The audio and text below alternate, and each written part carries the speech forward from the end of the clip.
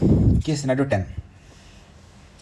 तो चलते हैं MCQ 1 पे। इन्होंने पूछा है कि in the given case cyber attack technique जो इनकाउंटर किया कंपनी ने वो कौन सा टेक्निक है। तो देखो इस केस में क्या हुआ है, एक हाईली रियलिस्टिक वॉइस रिसीव किया है एंड बाद में जाके पता चला था कि ये AI generated deep fake voice था। तो जब भी वॉइस फिशिंग अटैक होता है तो उसे हम बोलते हैं विशिंग। तो the correct answer is option D, vishing, that is voice phishing attack. फिर क्वेश्चन नंबर 2, जो लॉस एंड डिफिशिएंसी है in internal controls which led to the fraud, उस केस में ऑडिटर को कौन सा ओपिनियन देना चाहिए। तो उन्होंने डायरेक्टली लिखा है केस स्टडी में कि डेफिशिएंट तो था controls but it was determine not to be pervasive. तो जब भी परवेसिव नहीं होगा तो ऑब्वियसली क्वालिफाइड ओपिनियन देंगे। अगर परवेसिव होता था तो उस केस में फिर एडवर्स ओपिनियन देते। एंड अगर किसी भी वजह से अगर परवेसिव है बट ओपिनियन नहीं दे पा रहे हैं बिकॉज इनसफिशिएंट है इन्फॉर्मेशन, तो फिर डिस्क्लेमर ऑफ ओपिनियन देते।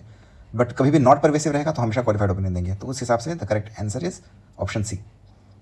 उसके बाद क्वेश्चन नंबर 3 में उन्होंने बोला है कि if the company were to follow the SEBI mandate for disclosure on non financial metrics which report would it primarily be required to file being a top 500 list entity. तो देखो कॉन्सेप्ट ये है कि टॉप 1000 लिस्टेड एंटिटी को एक report issue करना पड़ता है, जिसे हम कहते हैं BRSR रिपोर्ट।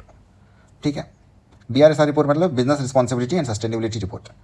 तो उस हिसाब से the correct answer is option C कि टॉप 1000 लिस्टेड एंटिटीज़ को करना पड़ता है BRSR रिपोर्ट इशू। सिंस ये टॉप 500 लिस्टेड एंटिटी है तो इसे भी BRSR रिपोर्ट इशू करना पड़ेगा। So correct answer is option C. इसके बाद क्वेश्चन नंबर 4, क्वेश्चन में ये पूछा जा रहा है कि A&P एसोसिएट्स क्या इंटरनल ऑडिट सर्विसेज प्रोवाइड कर सकता है। तो देखो A&P एसोसिएट्स इनका स्टैट्यूटरी ऑडिटर था, तो ये कैसे इंटरनल ऑडिट सर्विसेज इशू करेगा, नहीं कर सकता है। इंटरनल ऑडिट सर्विसेज कैसे प्रोवाइड करेगा, नहीं कर सकता है। As per section 144 of companies act auditors के लिए, स्टैट्यूटरी ऑडिटर्स के लिए कुछ सर्विसेज प्रोहिबिटेड हैं, जैसे accounting services, internal audit services, actuarial services, investment advisory, investment banking, these services are prohibited. तो उस हिसाब से the correct answer is option C. Thank you.